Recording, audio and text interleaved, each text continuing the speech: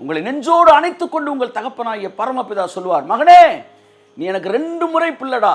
ஏன்னா உன்னை நான் தான் சிருஷ்டித்தேன் தாயின் கர்ப்பத்தில், அதனால நீ எனக்கு பிள்ளை.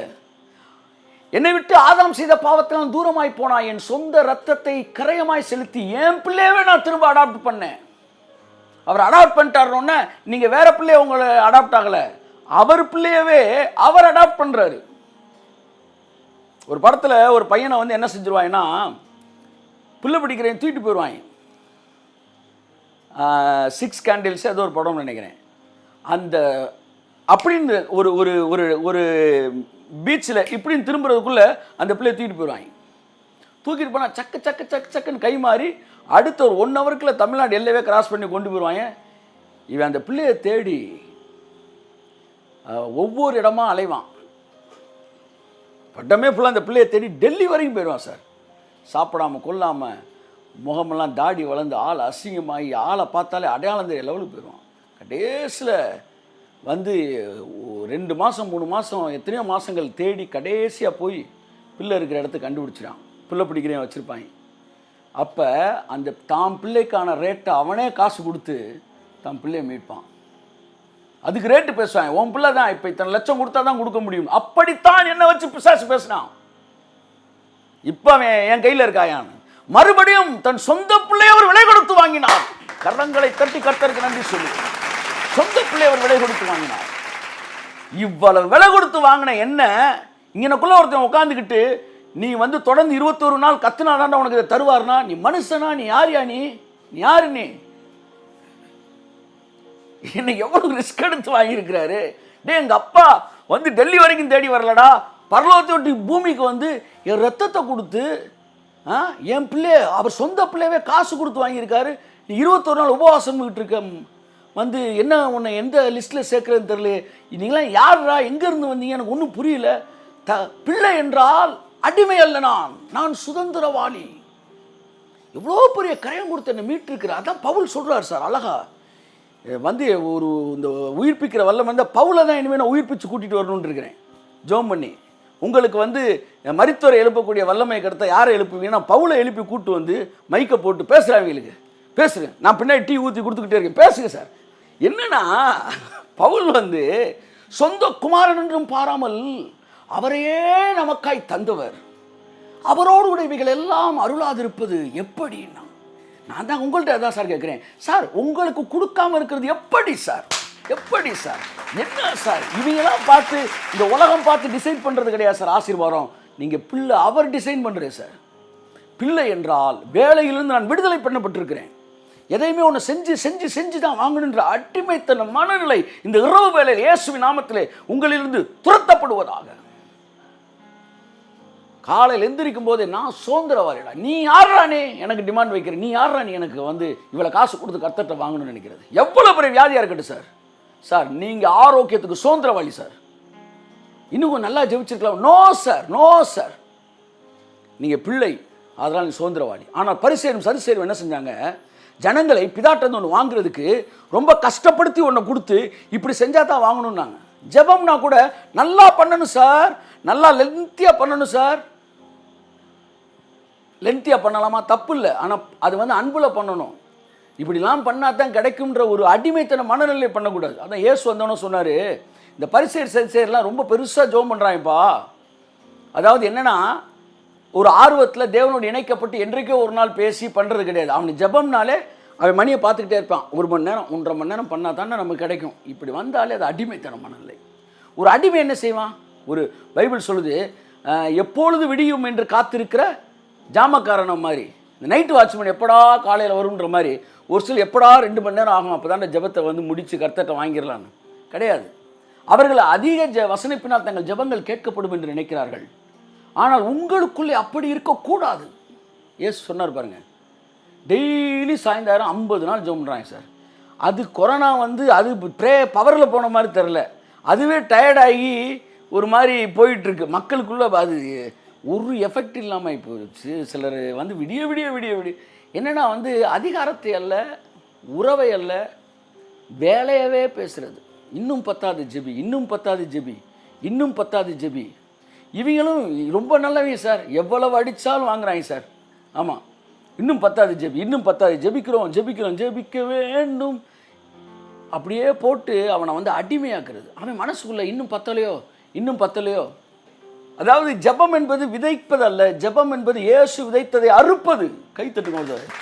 ஜெபத்தை பற்றி ரொம்ப அழகாக பைபிள் சொல்லுது. நண்புக்குரியவர்களே, இந்த பரிசேயர் என்ன சொன்னார்? மத்தேயு 23:4 வாசிங்க. இயேசு சொன்னார், உங்களுக்குள்ளே அப்படி ஜெபிக்க கூடாது, நீங்கள் வேண்டிக் கொள்வதற்கு முன்பதாகவே உங்களுக்கு இன்னது வேண்டியவைகள் என்று உங்கள் பரமபிதா அறிந்திருக்கிறார். நீ கேட்கறத வச்சு இல்லை மகனே, உனக்கு என்ன வேணும்னு அவருக்கு தெரியும் மகனே. அப்ப ஜெபம் என்பதை ஒரு பாரமாக்கி, அதை வந்து ஒரு ஒரு ஒரு கட்டளையாக்கி, அதை ஒரு பிரமாணமாக்கி, அதன் வழியாக நீ ஆசீர்வதிக்க வேண்டும் பட வேண்டும், நீ கடவுள்கிட்ட இவ்வளவு கொடுத்துதான் இவ்வளவு வாங்கணும்னு சொன்னாலே அது அடிமைத்தனம். நான் ஜெபிப்பதற்கு முன்பாகவே ஆசீர்வதிக்கப்பட்டிருக்கிறேன். சரியான வாக்கியம், சரியான வார்த்தை. நான் ஜெபிப்பதற்கு முன்பாகவே ஆசீர்வதிக்கப்பட்டிருக்கிறேன். ஜெபம் என்பது என்ன?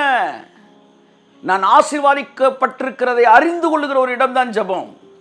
இப்ப வந்து மத்தேயு 23:4 வாசிங்க. சீக்கிரம் சீக்கிரம். சுமப்பதற்கரிய பாரமான சுமைகளை கட்டி மனுஷர் தோள்களின் மேல் சுமத்துகிறீர்கள். பாத்தீங்களா பாத்தீங்களா? இயேசு கிறிஸ்து திட்டுறாரு பாருங்க.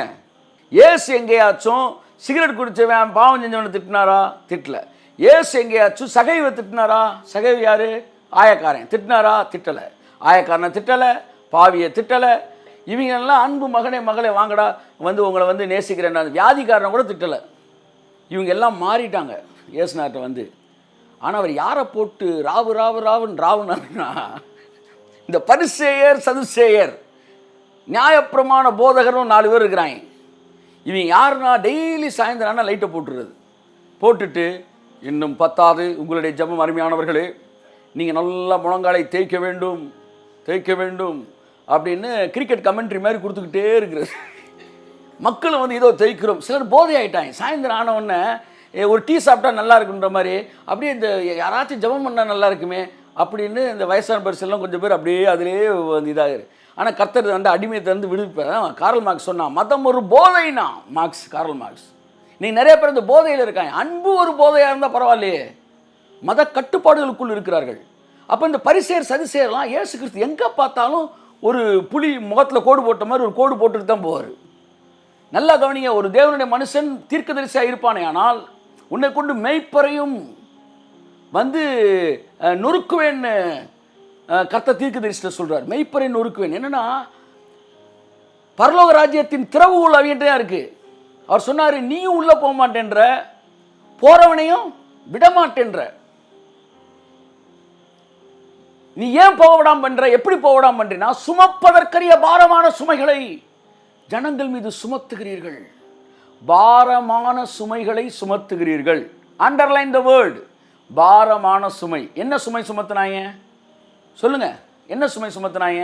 கட்டளைகள், பிரமாணங்கள். கடவுளிடமிருந்து நீ ஒன்றை பெற்றுக்கொள்ள வேண்டும் என்றால் இதுக்கு இத்தனை நாள் ஜெபி, அதுக்கு அத்தனை நாள் ஜெபி, முழங்கால நில்லு. ஐயா முடியலையா? பண்ணு. என் அன்புக்குரியவர்களே, பாரமான சுமைகள் சொல்லிட்டாரா? அடுத்து இயேசு சொல்றாரு, இது கொஞ்சம் தள்ளி அங்கிட்டு சொல்றாரு, வருத்தப்பட்டு பாரம் சுமக்கிறவர்களே. அப்படி வராரு பாருங்க. என்ன பாரம்? அப்ப இந்த பரிசேயர்கள் வச்சாங்க பாருங்க, அந்த பாரம். பாரம் சுமக்கிறவர்களே, நீங்கள் எல்லாரும் என்னிடத்தில் வாருங்கள். கை தட்டுங்க ஒரு தடவை அவருக்கு. ஆமென். சுமப்பதற்கரிய பாரமான சுமைகளை ஜனங்கள் மீது சுமத்தினால் அது பார்வோனின் ஆவி. ஆனால் நான் அடிமையாயிராமல் பிள்ளையாயிருக்கிறேன். பிள்ளை என்றால் சுதந்திரவாளியாயிருக்கிறேன். நான் இன்றைக்கு ஒன்றை கேட்பேன், ஆனால் அதற்கு நான் தகுதியுடையவன். இன்றைக்கு எனக்கு ஆரோக்கியம் வேணும் என்று கேட்பதற்கு நான் அவரிடம் கூக்குரலிட வேண்டிய, கூப்பாடிட வேண்டிய அவசியம் இல்லை. நான் அந்த ஆரோக்கியத்துக்கு தகுதியானவன், உரிமை பெற்றவன். நான் அந்த ஐஸ்வர்யத்துக்கு உரிமை பெற்றவன். ஆண்டவர் தகப்பனே, நான் எனக்கும் என் பிள்ளைகளுக்கும் என் குடும்பத்திற்கும் என் சபைக்கும் என் ஜனங்களுக்கும் ஆசீர்வாதங்களை அனுபவிப்பதற்கு நான் தகுதி பெற்றவன். நீங்க பிள்ளை என்றால் சுதந்திரவாளி. இப்படி பேசுறாரு பாருங்க பவுல். சுதந்திரவாளின்னு என்ன?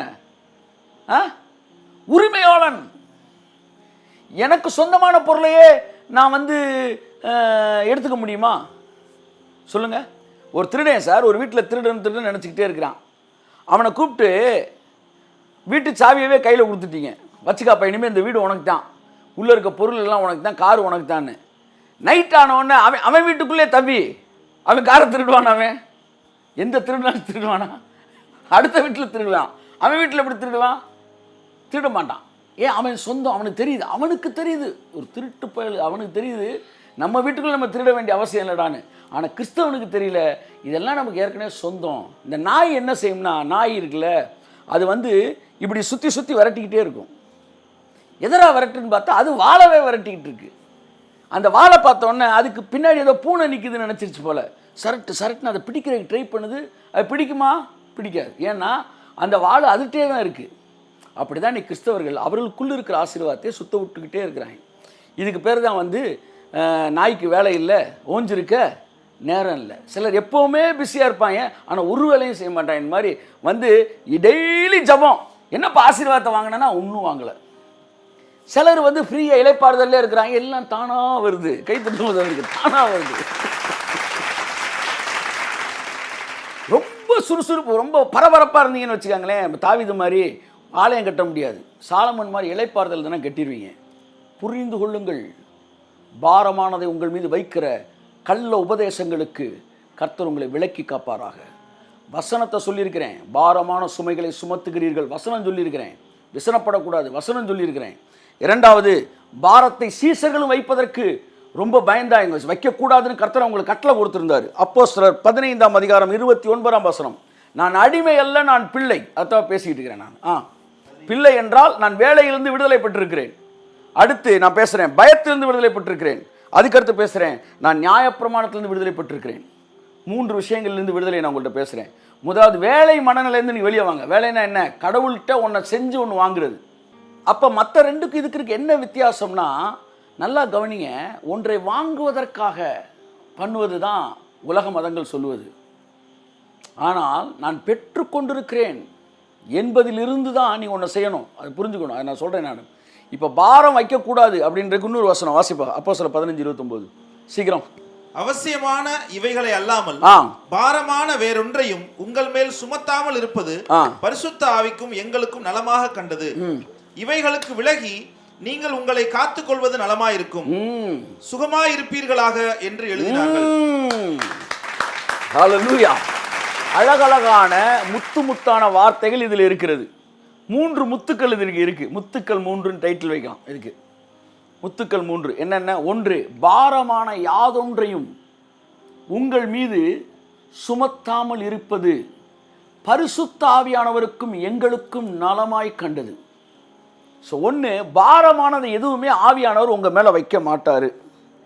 அது ஆவியானவருக்கும் பிடிக்கலையா? சீசர் சொல்கிறான் எங்களுக்கும் அதுதான் நலமாக பண்ணது. ஏன்னா இயேசு எங்களுக்கு அதான் சொல்லிட்டு போயிருக்காரு.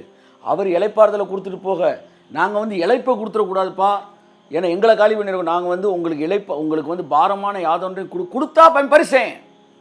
இயேசுவின் சீசன் யார்? பரிசேயன் யார்? இந்த வசனத்தை நல்லா வச்சுக்கணும். சும்மா திரும்ப போய் பழைய குருடி கதவை திரடின்னு கூடாது. அப்போஸ்தலர் 19:29 என்ன சொல்லுகிறது? பாரமான யாதொன்றையும் உங்கள் மீது நாங்கள் வைப்பதில்லை. இது இயேசுவின் சீசர். பரிசேயன் சீசர் யார்? சுமப்பதற்கரிய பாரமான சுமைகளை மக்கள் மீது சுமத்துகிறார்கள். அதுதான் பரிசேயர். ஒரு செய்தியை நீங்கள் கேட்க போகிறீர்கள். போன உடனே அந்த அரங்கத்தில் எவ்வளவு கூட்டம் இருக்குன்னு பார்க்க கூடாது. கூட்டம் ரேஷன் கடையில் கூட தான் இருக்கு. அந்த கூட்டத்தை வச்சு இவர் சொல்றது கரெக்ட்னு நினைக்க கூடாது. உட்கார்ந்த உடனே இவர் ஜனங்கள் மேல பாரத்தை வைக்கிறாரா, பாரத்தை எடுக்கிறாரா? கையை தட்டு. ஆமென். பாரமான சுமைகளை சுமத்தினால் பரிசேயன், பாரத்தை எடுத்தா இயேசு. பாரம் சுமக்கிறவர்களே வாருங்கள், நான் எடுக்கிறேன்னா இயேசு. சீசர், இயேசுவின் சீசர் என்ன சொன்னா? பாரமான யாதொன்றை உங்கள் மீது நாங்கள் வைக்கக்கூடாது. முத்தான வசனங்கள். 1 பாரமானதை வைக்கக்கூடாதுன்னாரு. 2வது வார்த்தை சொல்லுது, நீங்கள் இப்படி பேசுகிறவர்களிடமிருந்து உங்களை விலக்கி காத்துக் கொள்வீர்களாக. இருக்கிற இடத்துல எல்லாம் கையை தட்டி, நல்லா கையை தட்டி, நல்லா கையை தட்டி, கத்து மேல இருக்க நுகங்கள் எல்லாம் முறிக்கப்படுறது இயேசு நாமத்தில். பாரமானதை பேசுகிற கூட்டத்திலிருந்து உங்களை விலக்கி விடுவித்துக் கொள்ளுங்கள். யார் சொன்னது? நீங்க வச்சிருக்க பைபிள்ல தான் இருக்கு. பாருங்க, புரட்டி பாருங்க, இருக்கு. அவன் என்ன சொல்லித்தரான், இளைப்பாறுதல் பேசுறவன்ட்டு விலகி ஓடி வந்துருன்னு. எவ்வளோ பெரிய பிசாசு பாருங்க. ஆனால் உண்மையிலே யார்கிட்ட நீங்க எஸ்கேப் ஆகணும்னு பைபிள் சொல்லுது. பாரமான வெயிட்டை ஏற்றுறான் பாருங்க, எஸ்கேப் ஆயிருங்க. லோடிங்கா அன்லோடிங்கா? அன்லோடிங்னா இயேசு, லோடிங்னா பிசாசு. சத்தியமா இல்லைன்னு எப்படி சார் புரிஞ்சுக்கிறது? எப்படி சார் வந்து சத்தியத்தை எப்படி சார் நான் தெரிஞ்சுக்கிறதுன்னு சிலர் பதறுவாங்க. ஒன்றும் பதறாதீங்க, வெரி சிம்பிள். உங்களை செய்தி வந்து கயிறு வச்சு கட்டுச்சுன்னா அது பிரமாணம். உங்களை கட்டின கட்டில இருந்து விடுதலை ஆச்சுன்னா அது சத்தியம். ஏனென்றால் சத்தியத்தை அறிவீர்கள், சத்தியம் உங்களை விடுதலையாக்கும். இன்றைக்கு முதல் விடுதலை வேலையிலிருந்து விடுதலை. பிதாட்ட போகும்போது நீங்க இதை செஞ்சு உன்னை வாங்கணுன்ற மனநிலையிலிருந்து கர்த்தர் விடுவிப்பாராக. ரெண்டாவது, நீங்க அடிமைகள் அல்ல, நீங்கள் புத்திரனாய் இருக்கிறீர்கள். முதலாவது, நீங்க அடிமை அல்ல, அதனால் நீங்கள் வேலை பார்த்து ஒன்று வாங்க வேண்டியதில்லை. ரெண்டாவது, நீங்கள் அடிமை இல்லை, அதனால் நீங்கள் பயப்பட வேண்டியதில்லை. கைத்தட்டுங்க ஒரு ஆமென். ஆமென். வாசிப்போம் ரோமர் 8:15. இன்னும் ஒரே ஒரு பாயிண்ட் தான் சொல்லி முடிச்சிடறேன். வேலையிலேருந்து கர்த்தர் உங்களுக்கு விடுதலை கொடுத்துட்டாரு. நீங்கள் சுதந்திரவாளியாக இருக்கிறீங்க. அதனால் உன்னை வாங்குறதுக்காக ஜெபத்தை ஒரு கரையமாக நீங்கள் கொடுக்க வேண்டிய அவசியம் இல்லை. உடம்புல பலம் இருக்கும்போது செய்வீங்க, ஆனால் வயசானப்போ செய்ய முடியாது. இப்போ அதனால தான் நிறையா பேர் இளமையில் நல்லா ஷைன் பண்ணிவிட்டு அந்த காலத்தில் ஷைன் பண்ண மாதிரி முதுமையாக இருக்கும்போது அவங்களால ஷைன் பண்ண முடியல. ஏன்னா அதை கொடுத்து வாங்கி பழகினாங்க, வாங்கி ஷைன் பண்ணாங்க. வயசு போகும்போது பழைய மாதிரி அவங்களால என்ன செய்ய முடியல, முழங்கால நிற்க முடியல, அவங்க மகிமை அவங்கள விட்டு போயிடுச்சு. ஆனால் கிருபையில் இருக்கிறவங்க கடைசி வரைக்கும் ஷைன் பண்ணுறாங்க. ஏன்னா அவர்கள் புத்திரராய் இருந்து செய்கிறார்கள். அப்போ ஜெபம் என்பது என்ன? ஜெபிக்க வேணாமா? அப்படி சொல்லவே இல்லை. நல்லா பாருங்க, ஜெபம் என்பது முதல் விஷயம். நீங்கள் தேவனோடு உறவாடுவது தான் ஜெபம். மளிகை கடை லிஸ்ட் மாதிரி கொண்டு போகிறது கிடையாது. ஒன்று, தேவனோடு உறவாடுவது. அதன் மூலமாக உங்களுடைய எண்ணங்கள் மறுரூபமாகிற இடம். அங்கே போன பிறகுதான் நீங்கள் அவர்கிட்ட பேச ஆரம்பிக்கும் போது நீங்கள் யார், உங்கள் உரிமை என்ன என்பதை குறித்து உங்களுக்கு புரிய வைக்கிறார் தேவன். அந்த புரிய வைக்கிற இடம் இருக்கு பாருங்க, அதுதான் ஜெபம். அங்கே எண்ணங்கள் மறுரூபமாகிறது. நம்பர் 1. மறுரூபமாகும் போது நான் இவ்வளவு விஷயத்துக்கு சொந்தக்காரனா என்பதை நீங்கள் புரிய ஆரம்பிக்கிறீர்கள். அவர் ஜெபம் பண்ணுகையில் அவர் முகரூபம் மாறிற்று. ஜெபம் என்பது தேவனோடு சண்டையிடுகிற இடம் அல்ல. ஜெபம் என்பது தேவன் உங்களுக்கு வைத்திருக்கிற ஆசீர்வாதங்களை அறிந்து கொள்கிற இடம். தேவனும் மனிதனும் உறவாடுகிற இடம். அப்ப ஜெபத்துல கேட்கறதுன்னு ஒண்ணே கிடையாதா? கேட்கறதுன்னு ஒன்று இடத்துக்கு நீங்க வந்தீங்கன்னா அங்க பெக்கிங்ன்ற வார்த்தை வரல, டிமாண்டிங்ன்ற வார்த்தை வருது. ஏற்கனவே உங்களுக்கு ரெடி பண்ணி வச்சிருக்கிறத டிமாண்ட் பண்ணி வாங்குறீங்க. That is what prayer. நீங்கள் சொன்னதுக்கப்புறம் அவர் ரெடி பண்ணுறது கிடையாது. அல்லது அவர் காலரை பிடிச்சி இழுத்து தொங்கி வந்து சவுல்ன்ற ஒருத்தன் வந்து சாமுவேல் அங்கேயே பிடிச்சி தொங்கி கிழிச்சிட்டான். சவுல் டென்ஷன் ஆகிட்டார். புதுசாக அவங்க அங்கேயே வேற கிழிச்சிட்டியாடா, உன் ராஜ்யபாரம் கிளின்டான்ட்டார்.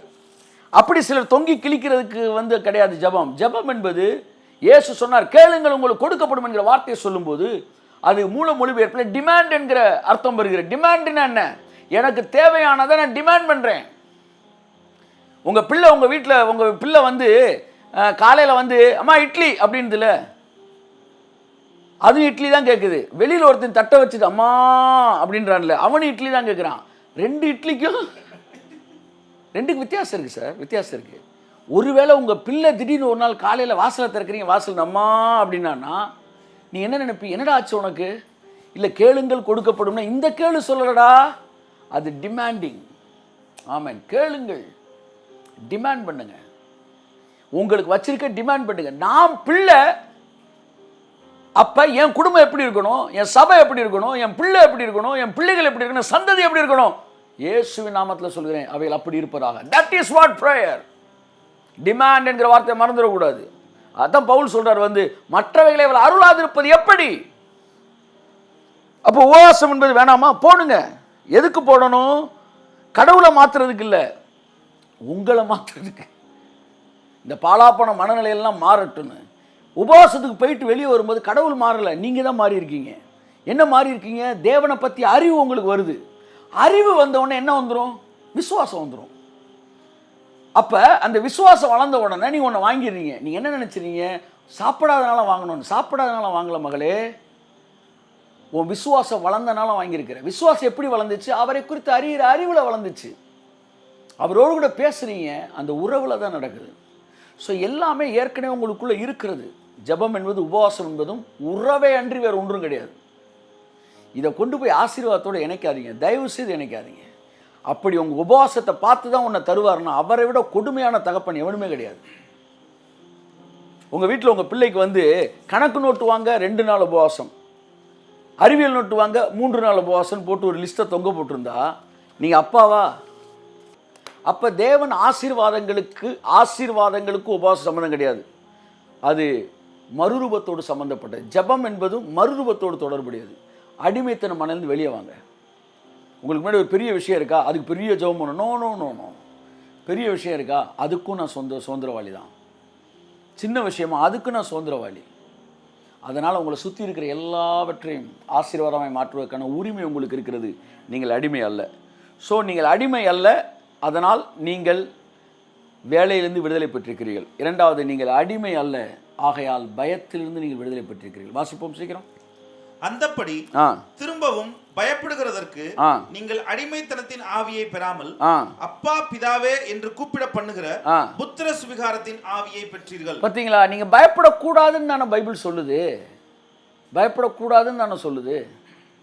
நீங்க அடிமைத்தன ஆவியை பெறாமல். அப்ப இந்த அடிமைத்தன ஆவி என்ன கொடுக்குமா? பயத்தை தரும். யாராச்சும் உங்களை பிதாவை பற்றியும் இயேசுவை பற்றியும் பயத்தை கொடுத்தாங்கன்னா அவங்க அடிமைத்தன ஆவியோடைய ரெப்ரசன்டேட்டிவ்.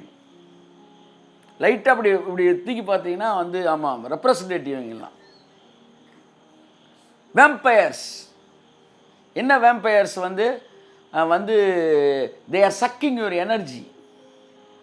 அவங்க செய்தியை கேட்டுக்கிட்டே இருந்தீங்கன்னா கொஞ்ச நேரம் ஆயிடுவீங்க. உங்கள்கிட்ட இருக்க எனர்ஜி எல்லாம் சக் பண்ணி வெளியே எடுத்துருவாங்க. செல்லர்கிட்ட போனீங்கன்னா எனர்ஜி ஆக்கி விட்டுருவாங்க. அவங்களாம் யார் தான்? வந்து ரெப்ரசன்டேட்டிவ்ஸ் ஆஃப் காட்.